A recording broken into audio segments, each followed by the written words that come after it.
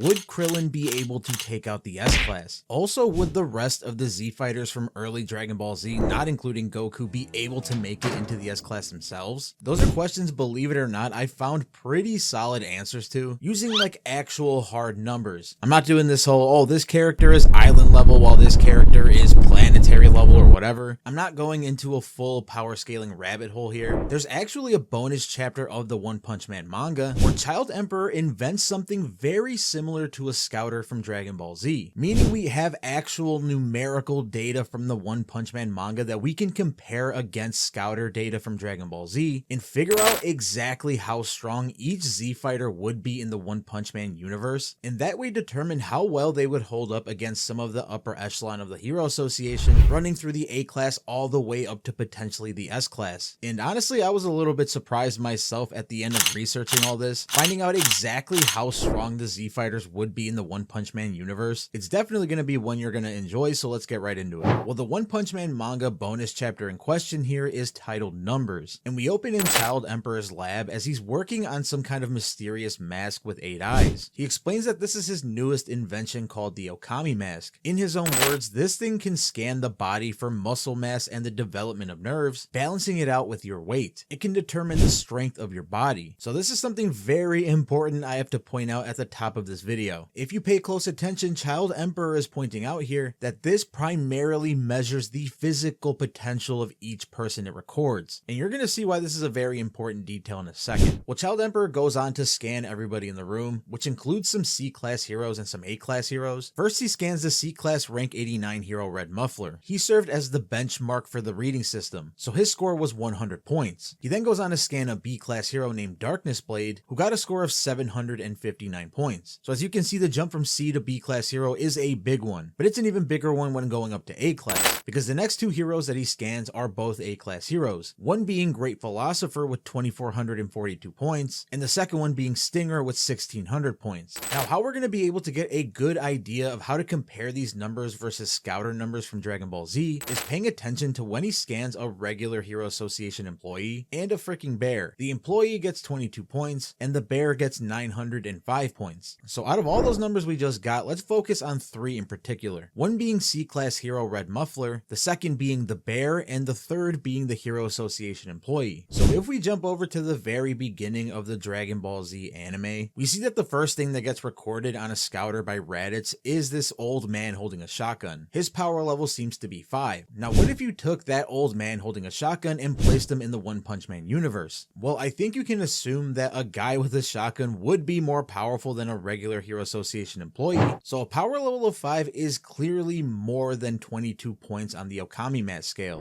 But that old man with the shotgun would likely not fare well against the bear, the one with 905 points. So a guy with shotgun is somewhere in between a regular Hero Association employee and a bear, right? Now, if we just use a simple multiplier to even out the numbers here, let's say a 10 times multiplier for power levels when converting it to the score from the Okami mask. So for example, using the old man with the shotgun with the power level of 5, if we multiplied it by 10, that would give him a score of 50 points in the One Punch Man universe. So if you notice, 50 points is more than double the Hero Association employee, but not nearly enough to take out a bear. He is an old man after all. On the other hand, the C-class hero Red Muffler has a total of 100 points, meaning he'd be able to take out the old man with the shotgun, which would make sense because although C-class heroes for the most part are pretty weak, Red Muffler in particular is a young man with some pretty good martial arts skills for his age, so he would fare just fine against a guy with a shotgun. Heroes, even the weaker ones, probably deal with that stuff all the time. So let's start by taking Krillin's power level at the very beginning of the Dragon Ball Z series. His power level was recorded to be at 206. That was a score that was lower than Tien Shinhan's 250 and Piccolo's 408, but also higher than Yamcha's 177. Of the main Z fighters, Yamcha's was probably the weakest. Well, you take the 206 that Krillin scored and you multiply it by 10 to convert to One Punch Man numbers. That gives us 2060. So right off the bat, comparing that to the 1600 of Stinger and the 2442 of Great Philosopher, we can see that right off the bat, without any training being done, Krillin would already be pretty close to beating someone like Great Philosopher in a one-on-one fight. Now, this is where the thing that I told you to remember at the beginning of this video comes into play. Remember that the Okami mask can only record physical strength. As we see later in the bonus chapter, it's not good at recording other forms of power. Like for example, Fubuki's psychic abilities or Genos' cyborg modifications, it has no way of converting it to a finite number yet. Now this doesn't become much of a big deal with the A-class heroes because most of them are just regular people using their physical strength, but once we get into the A-class, some more supernatural things are in play here. Tien Shinhan with his power level of 250 converted over to 2500 in One Punch Man would be enough to take out Great Philosopher. Again, that's Tien Shinhan using all of his abilities against Great Philosopher's brute physical force. And Piccolo with his base 408 power level converting over to 4080 points in One Punch Man. I mean, the guy would just wipe the floor with him. Yamcha on the other hand would be a pretty good one-on-one for Stinger. So as it stands right now, the Z fighters would all definitely be at least A-class at the very beginning of the series. Now as we move on past the Raditz arc and into the Vegeta saga, we know that every Z fighter went under some intense training in order to shoot their power levels way up. As we see that Piccolo's new base power level is 3500, Tien Shinhan's is 1830, Krillin's is 1770, Yamcha's is 1480, and Kid Gohan's even went all the way up to 981. So just taking Kid Gohan for example, not going into any kind of rage mode or anything like that, he would have 9,810 points in One Punch Man. So obviously he'd be able to easily clear the entirety of the A-class, minus maybe a My Mask, because we all know that a My Mask really isn't an A-class hero. He is much stronger, so it is kind of hard to tell exactly where his score is. But in the bonus chapter numbers, we do actually get kind of a pseudo S-class hero score reading that gives us a good base number that would at least tell us how strong some of the weakest S-class heroes would be. Later in the chapter, we see some of the heroes that Child Emperor recorded the scores of earlier go on to fight a demon level spider monster. They were absolutely no match for the spider monster because it had a score of 6,999 points, many times stronger than any of their individual scores. Now remember, in order to qualify being an S-class hero, at the very least you have to be able to solo demon level monsters. So that means an S-class hero has to be at minimum 7,000 points. I'd argue that the very weakest S-class hero, which in my opinion is Tank Top Master, is probably somewhere in the 10,000 point area. So let's run a little exercise here. You multiply Krillin's new upgraded strength of 1770 by 10, and you get 17,700, which if we're still using the rough estimation of Tank Top Master at 10,000 points, this means that Krillin would be able to relatively easily beat Tank Top Master. Really, out of all the Z fighters, Tank Top Master would only have somewhat of a chance against Gohan, and even then he'd probably still lose because that's not including Gohan's like rage mode and his Masenko, which shoots his power level all the way up to 2800. So really all the Z fighters post training would clear at least Tank Top Master. Now moving on to Puri Puri Prisoner, probably the second weakest S-class hero. He's probably somewhere closer to the 12 to 13,000 point mark. Again, as with Tank Top Master, the same would go with Puri. Tien Shinhan's converted 18,300 points, Krillin's 17,700, even Yamcha's 14,800 would be enough to take care of Puri Puri Prisoner. Really, Yamcha and Puri Puri Prisoner would be a pretty good one-on-one, it seems like. Now, once we get into heroes like Metal Bat and Flashy Flash, it gets really hard to estimate their scores because they are just so much stronger than the bottom two S-class heroes. Like, we can pretty confidently say that Flashy Flash's score would be at least double that of Puri Puri Prisoner. I think the gap between both of them is that large, and considering Flashy Flash is strong enough to take two dragon level monsters out at the same time, we can pretty confidently say that a score of 30,000 for Flashy Flash is pretty safe for him. It's likely higher.